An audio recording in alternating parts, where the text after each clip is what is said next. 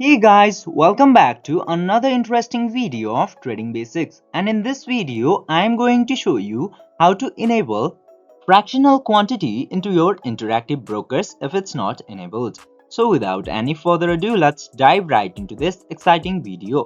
Now in order to do that, you just simply have to open your interactive brokers application or your interactive brokers account into any of the web browser, and after opening the web browser, just simply log into your account and then go to settings by tapping into this setting button in here.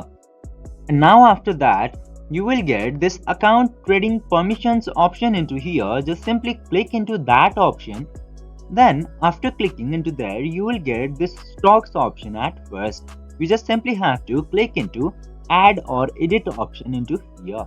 Click into that and then this screen will pop up. You just simply have to scroll down to all the way bottom and you can see this second option into here which says trade in fractions. You just simply have to tick the box for the second option.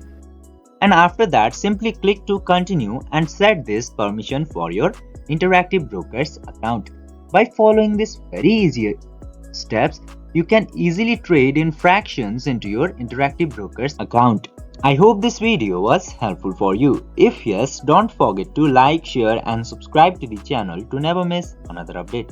Thank you for watching the video.